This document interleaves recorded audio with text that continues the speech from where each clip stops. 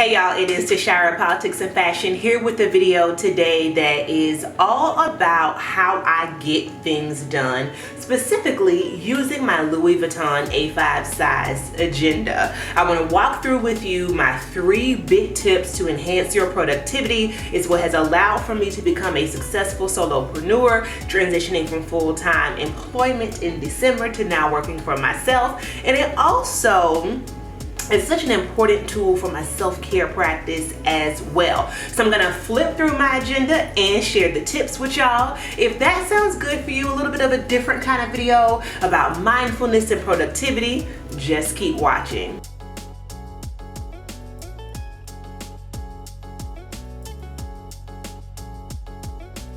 Before I jump into the tips, let me share with y'all a little bit about my productivity process. So I have here both of my agendas. Yes, I used to. Yes, I know it's extra AF, okay? But I promise you, this is probably the most important part of my week when I sit down and I give myself a plan. So what I use the most frequently, honestly, is my bullet journal. This is a system that was created by a guy named Ryder Carroll that I have adapted to suit my needs. I actually teach a class on how to create a bullet journal. That workshop is up in my shop. I'll make sure I link it down below.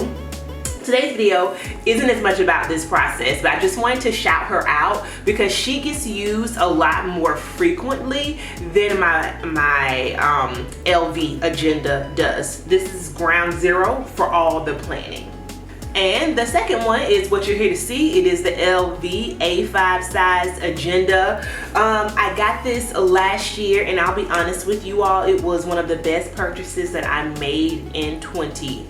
I'm not a very big like sticker, color, Holly Hobby, kitschy type person. So the spreads that I have in here that I will show you all really are straight to the point, minimal and functional. And I love to use my LV agenda for project planning. Now, my first tip to enhance your productivity for success is to make a plan. I know that sounds pretty simple because you clicked a video about planning.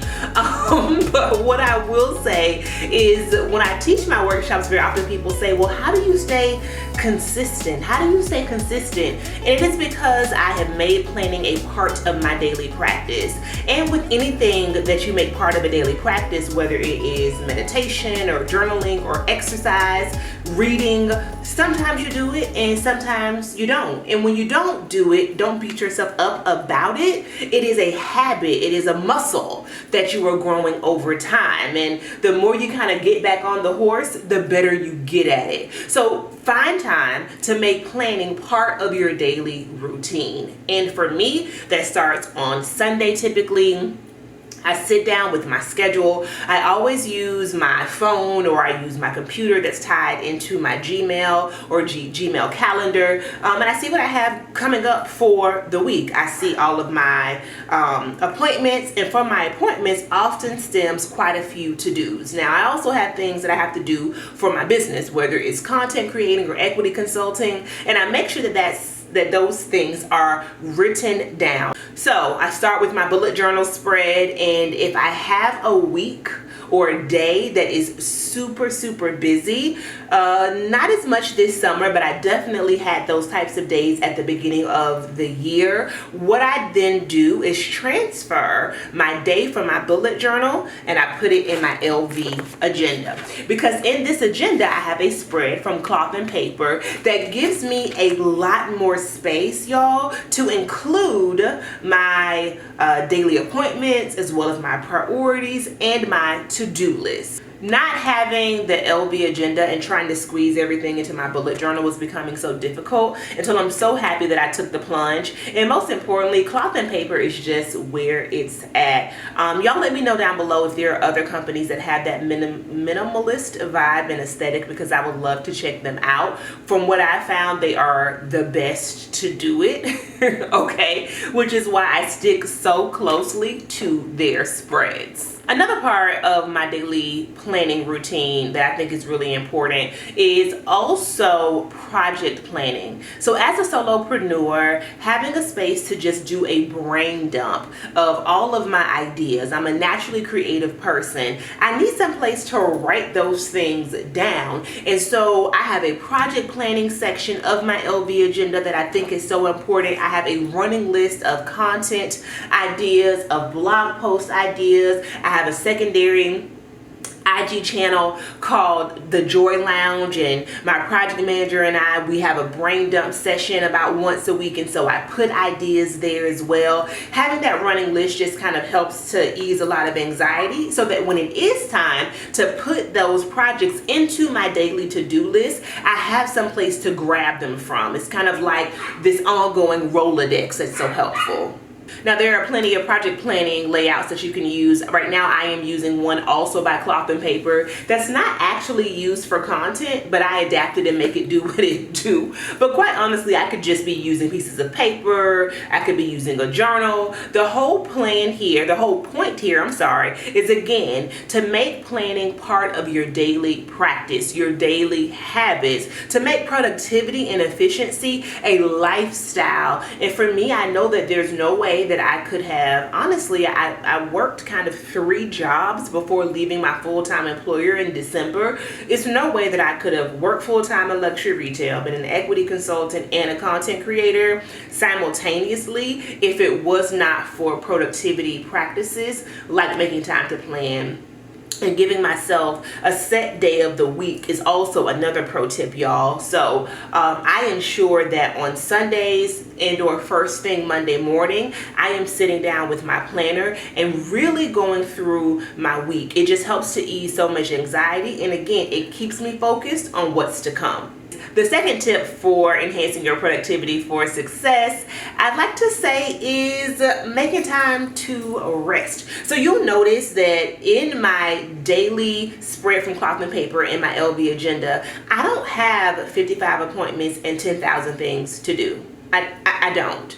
And I used to at one point think to myself, am I doing enough, especially being a trained attorney? I don't know if you all know that, but I'm a Georgetown Law School graduate, barred in 2 jurisdictions, practiced kind of traditionally in the courtroom for a couple years, but then transitioned into public policy. And in both fields, my daily to-do list would be so overwhelming sometimes until I would not have time to breathe. Like, breathing was not an option. It was just go, go, go, go. High stress, high efficiency fields.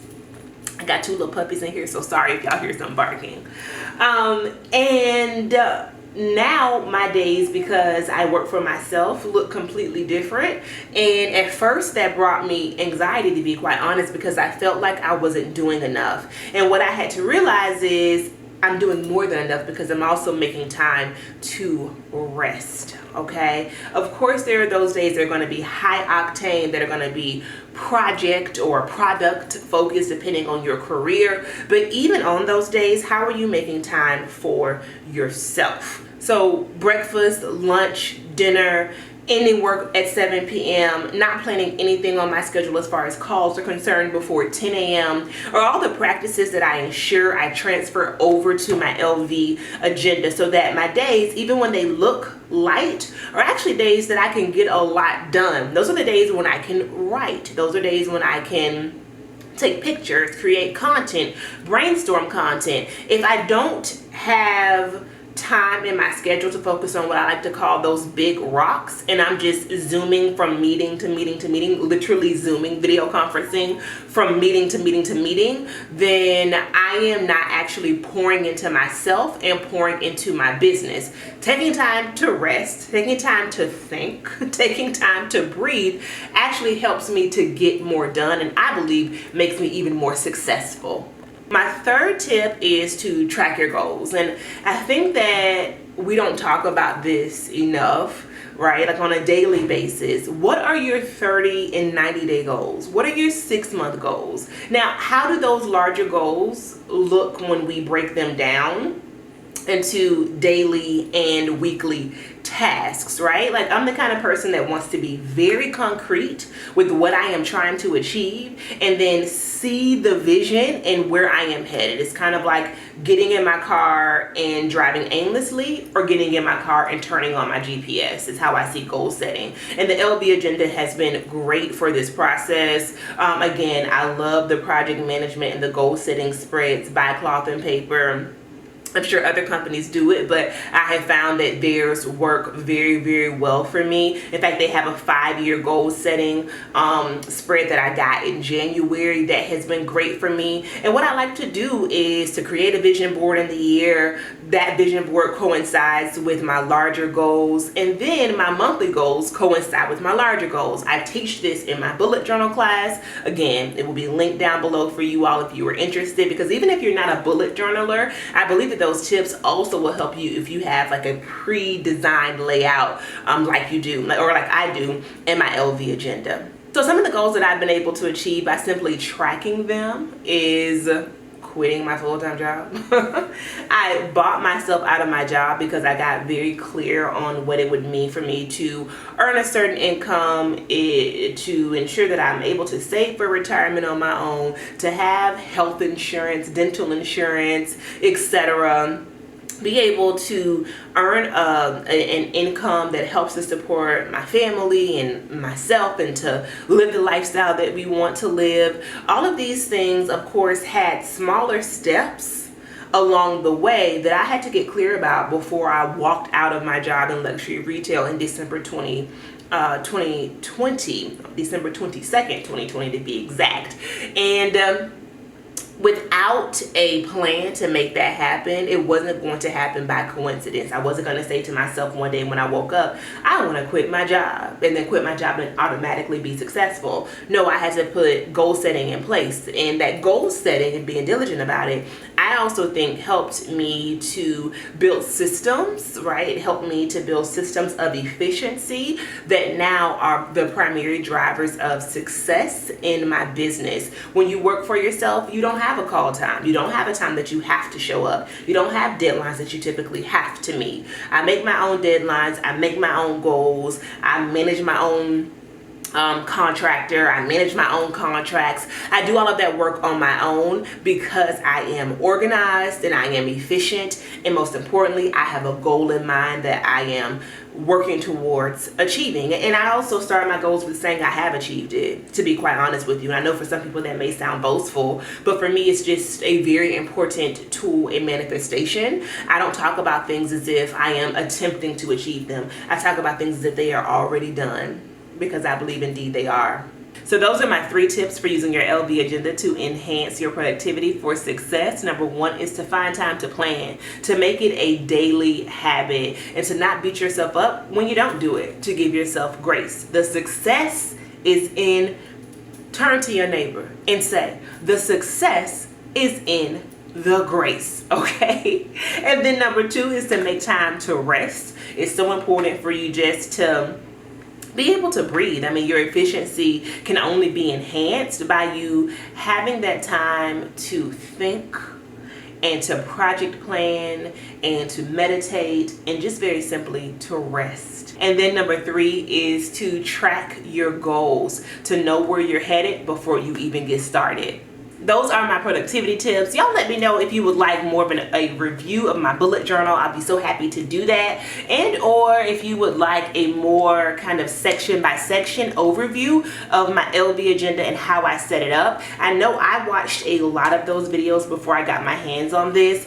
This agenda, I should also say, is frequently sold out, and I refused to pay more than retail for mine. I was just patient, and one day walked into the LV at Tyson's Galleria in Neiman Marcus and got my hands on it. So if you do not want to pay the upcharge that's often on the secondhand market for the A5 size, I think LV calls it GM, but I could be wrong. I will leave the info down below. Then I highly recommend being patient, call around to a few LVs, have someone ship it to you if you don't have an LV near you. Trust me, it will eventually come back in stock. If you are a stationery lover like me, drop down and get your eagle on, girl. Drop down in the comments and let me know some of your favorite companies. I will do the same. it's too many really for me to think of right now. I am a paper addict once again. All right, make sure you are following me over on the Joy Lounge, where I do a lot of planner inspiration, okay, and also on politics and fashion, where you get some planning, some style, some social justice. You get all the things, okay? Complete lifestyle content I'm giving you in both platforms. In the meantime, I will see y'all across the internet. Peace.